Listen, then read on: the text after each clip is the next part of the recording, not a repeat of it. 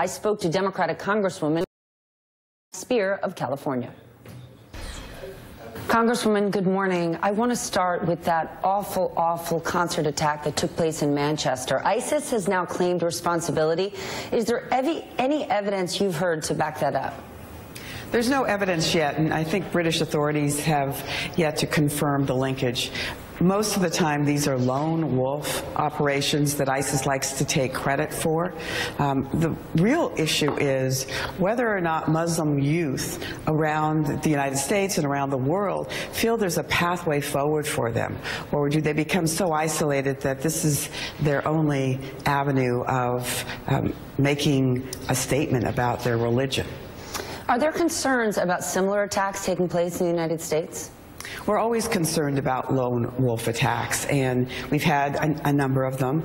The FBI is constantly following leads, but it's also like trying to find a needle in a haystack. But last night's attack doesn't make you feel like there's increased risk here? You know, I think the risk has been high for a long period of time, and we have some very dedicated FBI agents around the country who are always looking out for potential risks and watching people.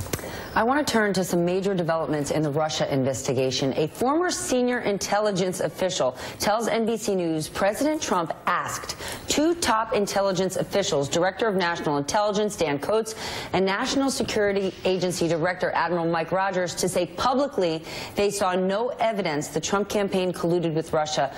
Both declined to accommodate the president. What's your reaction to that? Well, it's a startling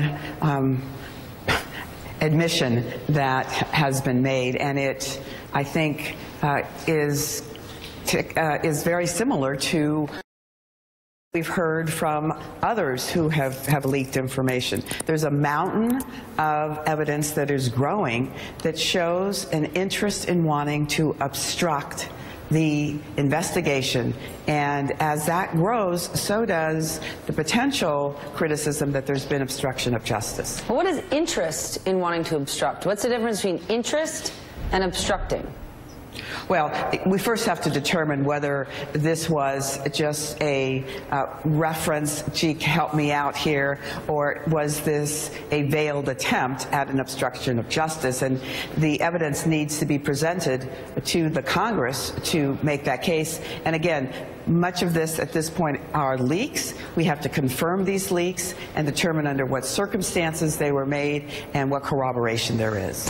In terms of presenting evidence, there's somebody who doesn't want to do that. New former National Security Advisor Michael Flynn appears to have lied to security clearance investigators by telling them he was paid by U.S. companies when he traveled to Russia in December of 2015. That's according to a letter by ranking Democrat on the House Oversight Committee, Elijah Cummings. What have you heard about this? Well, I'm aware of what's been reported in the news, but separate and distinct from that, he had an obligation as a retired general to request permission from the Army before making the trip and getting approval to do so. He never made that request, and I have sent a letter to the acting secretary of the Army asking him to start proceedings to take whatever action he can under his authority under the Uniform Code of Military Justice.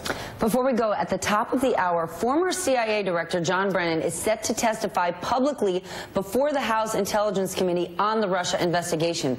What do you want to ask him?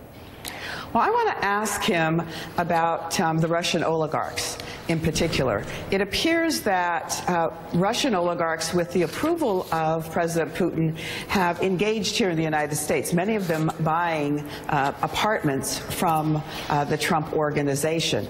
And then there has been some speculation that the quid pro quo for that is that the Trump organization would offer information about those Russian oligarchs to Putin.